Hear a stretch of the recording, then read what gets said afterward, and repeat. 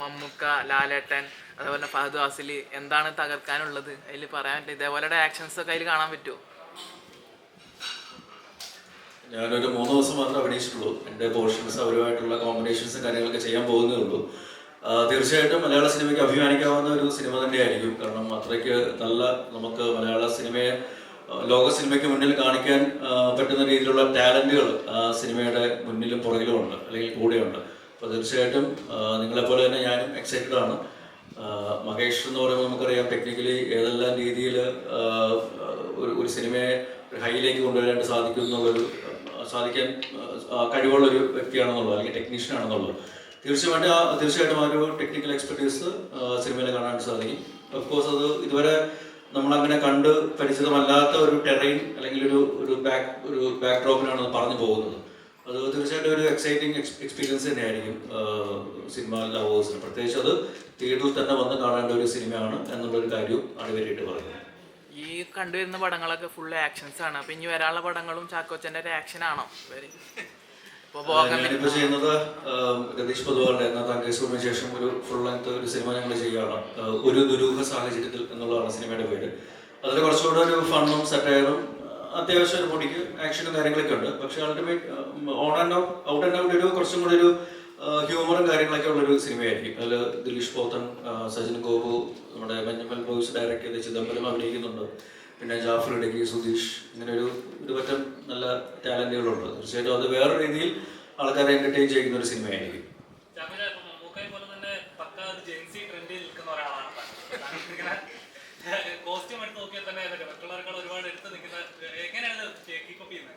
അതെന്റെ ഭാര്യയാണ് അതിന്റെ കാരണക്കാരി. പിന്നെ മമ്മൂക്കയെ നമ്മളെല്ലാവരും ഫോളോ ചെയ്യുന്ന ഒരു ഏറ്റവും ട്രെൻഡിയസ്റ്റ് എന്താ പറയാ ഒരു മാൻ ആണ്, അല്ലെങ്കിൽ ഒരു ചാപ്പ് എന്ന് വേണമെങ്കിൽ നമുക്ക് വിളിക്കും. അതായത് പുള്ളിയാണ് ഏറ്റവും coolest Guy in town now. Malayala cinema golden എറയിലൂടെ വരും എന്ന് പ്രതീക്ഷയാണ്. ഇപ്പൊ എല്ലാവരും പ്രതീക്ഷിക്കുന്ന ഒരു കാര്യമാണ്. പക്ഷേ ഈ പറഞ്ഞ പോലെ നല്ല സിനിമകൾ വരുമ്പോഴും നിർമ്മാതാക്കൾക്ക് ലാഭം ഉണ്ടാകുന്നില്ല. ഇപ്പൊ നടക്കുന്ന കാര്യങ്ങൾക്ക് അറിയുന്നുണ്ടാവും. അപ്പോൾ ശരിക്കും ഞാൻ വിശ്വസിക്കുന്നുണ്ടോ നിർമ്മാതാക്കൾക്ക് കൃത്യമായ ലാഭം കിട്ടുന്നില്ല, സിനിമകൾ ഇച്ചിലൂടെ നല്ല ട്രാക്കിൽ പോകണം എന്ന് വിശ്വസിക്കുന്നുണ്ടോ? നല്ല സിനിമകൾ, ഓടുന്ന സിനിമകളൊക്കെ നിർമ്മാതാക്കൾക്ക് ലാഭം കിട്ടുന്നുണ്ട് തന്നെയാണ് വിശ്വസിക്കുന്നത്. കാരണം ഞാനും ചില സിനിമകളുടെ നിർമ്മാണ പങ്കാളിയായിട്ടുള്ളതാണ്. അപ്പോൾ ആ രീതിയിൽ നോക്കുകയാണെങ്കിൽ ഞാൻ സാറ്റിസ്ഫൈഡ് ആയിട്ടുള്ള ആളാണ്. പക്ഷേ നമ്മൾ ചെയ്യുന്ന പ്രോഡക്റ്റ് അത് എല്ലാം പ്ലാൻ ചെയ്ത പോലെ സംഭവിക്കണമെന്നില്ല. ഇപ്പോൾ സിനിമയുടെ കാര്യമാണെങ്കിലും ഈ 2020 പോലെയാണ്. ഏത് നിമിഷവും പല കാരണങ്ങൾ കൊണ്ട് റിസൾട്ട് വേറെ രീതിയിൽ മാറ്റിമറിക്കപ്പെടാം. അപ്പോൾ നമ്മൾ മാക്സിമം ട്രൈ ഔട്ട് ചെയ്യുന്നു, മാക്സിമം ഔട്ട്പുട്ട് കൊടുക്കാനായിട്ട് ശ്രമിക്കുന്നു. പിന്നെ ഒരു സിനിമ എന്ന് പറയുന്നത് ഒരുപാട് ഘടകങ്ങളിൽ ഡിപ്പെൻഡൻ്റ് ആണ്. ചിലപ്പോൾ ഒരു മഴ വരുമ്പോൾ ആ ഒരു ദിവസത്തെ കളക്ഷൻ എന്ന് പറയുന്നത് വളരെ അധികം ബാധിക്കപ്പെട്ടേക്കാം. അല്ലെങ്കിൽ വേറെ എന്തെങ്കിലും റീസൺസ് കൊണ്ട് ഇപ്പം പരീക്ഷ സമയമാണെങ്കിലും ചിലപ്പോൾ നമ്മൾ വിചാരിച്ച ഒരു കളക്ഷൻ പോയിന്റ് കിട്ടിയില്ല എന്ന് വരാം.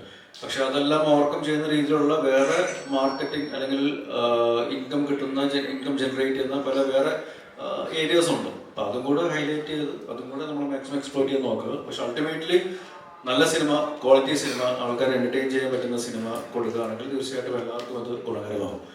പിന്നെ അൺനെസസറി ആയിട്ടുള്ള ഇഷ്യൂസ് ബ്ലോപ്പ് ചെയ്യാതെ നമ്മൾ കുറച്ചും കൂടെ കാര്യഗൗരവമായിട്ട് സിനിമയെ സമീപിക്കുകയാണെങ്കിൽ തീർച്ചയായിട്ടും അതിന് റിസൾട്ട് കിട്ടുമെന്നാണ് ഞാൻ വിശ്വസിക്കുന്നത്.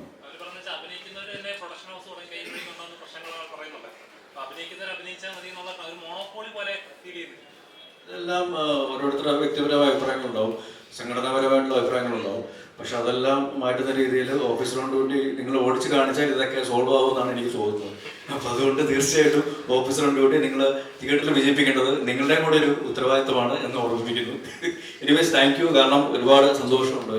ഏറ്റവും നല്ല രീതിയിൽ ഇത് നമ്മൾ ഏത് രീതിയിലാണോ ഇത് പ്രേക്ഷകരിലേക്ക് കൊണ്ടുവരാനായിട്ട് ശ്രമിച്ചിട്ടുള്ളത് ആ രീതിയിൽ സിനിമ കണക്റ്റഡ് ആവുന്നു എന്നറിയുന്നതിന്, ആ ഒരു ഫീഡ്ബാക്ക് തന്നതിന്, ആ ഒരു അക്സെപ്റ്റൻസ് തന്നതിന് ഒരുപാട് നന്ദി അറിയിക്കുകയാണ്. So do watch it in theatres. കാരണം അത്രയ്ക്ക് ഈ സിനിമയുടെ ക്വാളിറ്റിയിൽ യാതൊരു കോംപ്രമൈസും ചെയ്യാത്ത ഒരു ടീം ഇതിൻ്റെ കൂടെയുണ്ട്, അല്ലെങ്കിൽ മുന്നിലും പിന്നിലുമുണ്ട്. അപ്പോൾ ആ രീതിയിൽ ഒരു തിയേറ്ററിൽ എക്സ്പീരിയൻസ് ഡിമാൻഡ് ചെയ്യുന്ന സിനിമയാണ്. തീർച്ചയായിട്ടും അത് പോയി കാണുക. And thank you for all the love.